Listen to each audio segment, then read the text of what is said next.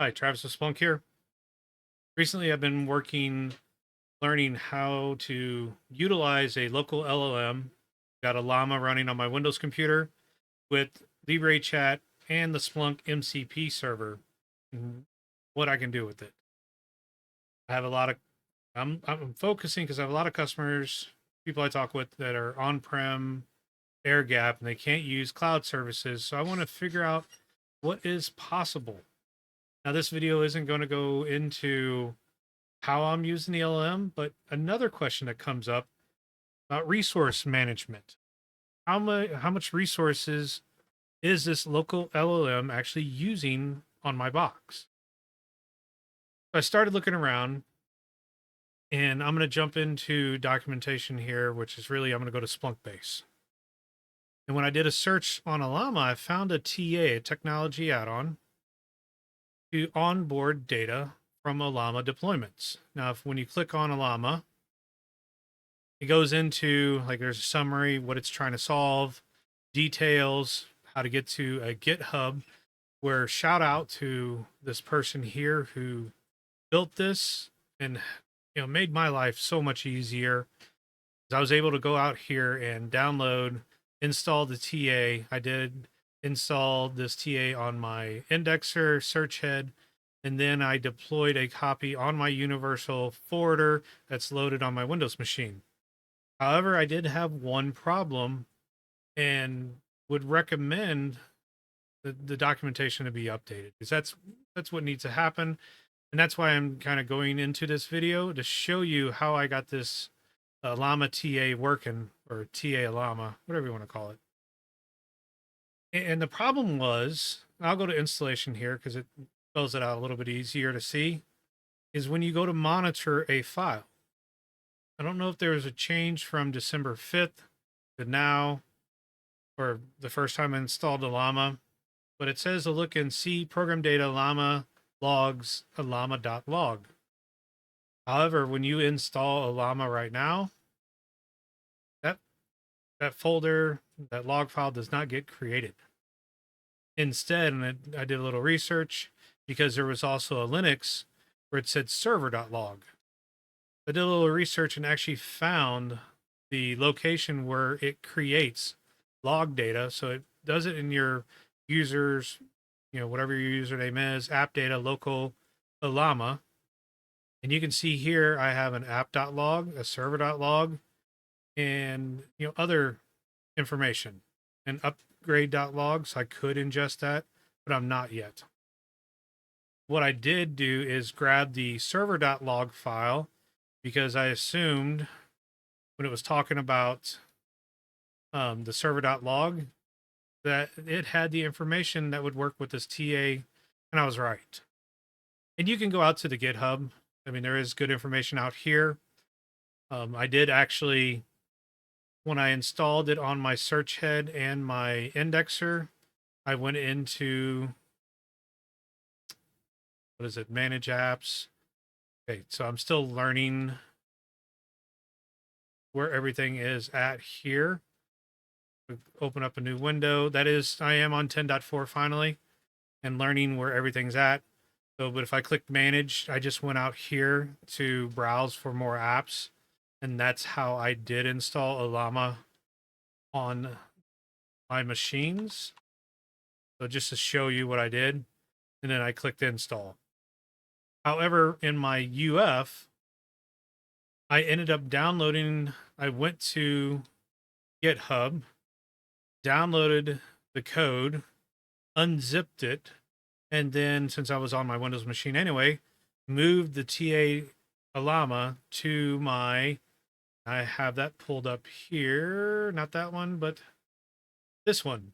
I have it pulled up here, my C program file, Splunk Universal Forwarder, Etsy apps, and I renamed it because it was like TA-ollama, see here, TA-ollama.release version 1. I just deleted the release version 1 and called it TA-ollama. I don't know if that'll be a problem later on. That's something I'll worry about later. But I did come in here. It did not have a local folder, but it did have your default folder. You can go in there, unzip it, and go look at this stuff. But I looked at the inputs.conf file, And even in the inputs.conf file that is provided in the default folder has this program data Ollama log. So what I do, like any good Splunk administrator, I created a local folder, copied the inputs.conf file into there. I deleted what I didn't need, which was a Linux portion. And then I changed my monitor stanza to, C users, my name, app data local Ollama, and server.log. I left everything else the same except for I had to enable this. And if I go back to the default one, I didn't use index equals main.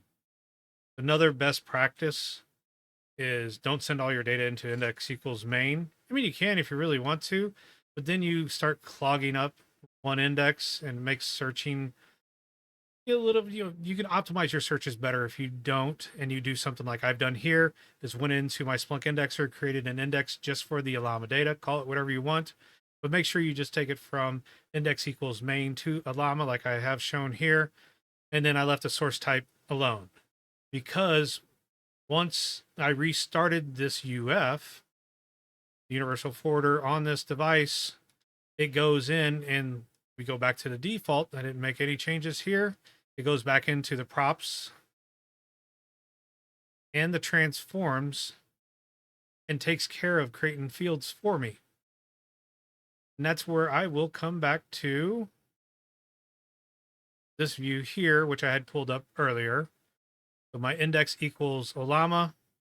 The data is coming in. I ran a couple of queries, and now I'm starting to get data. I have my interesting fields.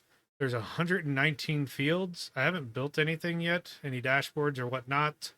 I know when I looked at the TA here, and if you look at the screenshots, they did a screenshot on HTTP path. I may look at maybe creating a dashboard around that. Maybe something with a drill down, or even this message, MSG. And then with message, which I found neat with that, I was kind of playing around with that field. And I will rerun this search. We do a pipe, then count by message, and I'm going to put underscore time. So now I can see, hey, here's some messages, Llama server started, loaded runners. Maybe if I put in a keyword error, there's GPU memory.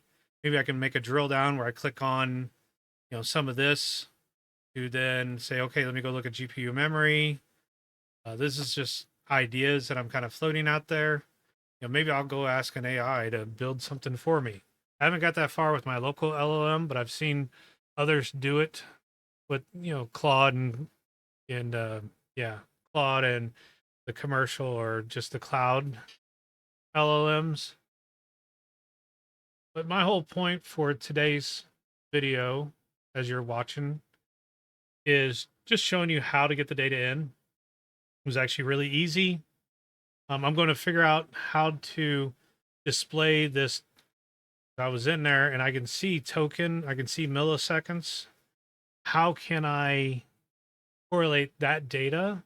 Like right here, 262 tokens. What does that really mean? What does all this really mean? So now I get to do some research, but can I correlate that with that dashboard I built not too long ago? And I was showing how to drill down on a time where I'm already looking at the power utilization. And if it is, say, Llama, as it's shown here as my spike, and I add that information, tokens and whatnot here with my NVIDIA, just to bring it all together. Hopefully you found this interesting.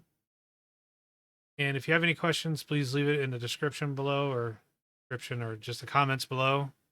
And as always, happy splunking.